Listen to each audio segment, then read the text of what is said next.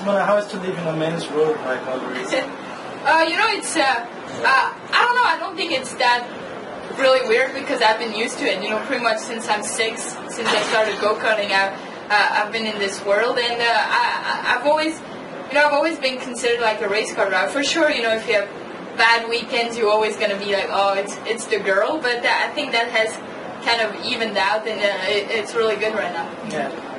When you were in go-karts, do you ever dreaming about racing in Indy cars? In go-karts, kind of not really, because coming from Europe, Formula One was kind of what I wanted to do, and but then when you grew, you have these two, so you have F1 and you have IndyCar, so those are kind of the two best ones, and when I came to the US, IndyCar really became kind of a focus, and I'm really lucky to be here now because not many drivers get to achieve this level, and to be here is something really special. And you still have plans to race in Formula 1? Well, F1 is my dream, and it still is, we'll see what happens, but right now I'm lucky to be here, and I have to prove myself, first here, and then we'll see what happens in the future. Yeah, and you are contesting a private championship against Danica and Beatrice. And what's your opinion? I think they're great. Danica has done a lot of good things for female race car drivers, and Anna is it's really only her first year here because she only did a couple of races last year. So I think it's good to be racing against them, but it's not really my focus to watch where they are on the timing sheet. I'm trying to be the fastest out there from all of them. All the drivers. Yeah. And you are Swiss, and your country racing is not permitted. How you are supporting your country? For sure in the beginning it was a little bit difficult. My dad, we had to go to Italy and France to go karting, but I think now things are kind of changing a little bit. Sebastian Buemi is in Formula 1. I'm racing here, and I hope that it's going to change. And maybe we're going to get a racetrack. I think that would be great. We have we have a couple of young drivers who are coming up, and they're all doing pretty well. So if we had a track, that would really help, I think.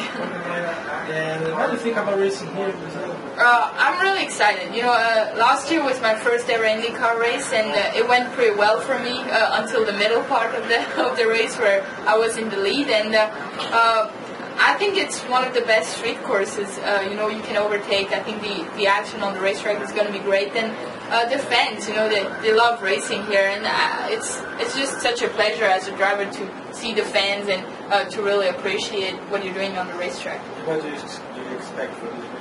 What I expect, I think we've had a pretty strong beginning of the season, and I think we have to keep continuing like that. And but I know, it's everybody's really talented out there. It's really tough, So I think if we do our things right, I think we can be running up front, and I think that's what our plan is. But we'll see how tomorrow plays out, and we're going to work really hard.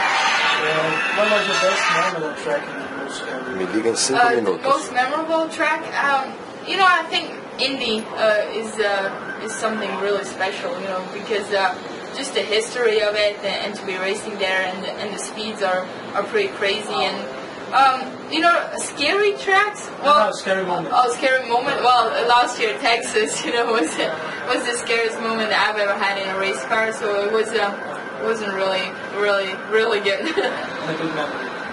Good memory. I think good memory. I think I'd say here, where it was my first race and had to restart the race in the lead. In front of Dario and these guys, and also winning Rookie of the Year at Indy is something pretty special. Okay. Thank you very much. Awesome. Good luck. Thank you. Thank you, Nice. Monica.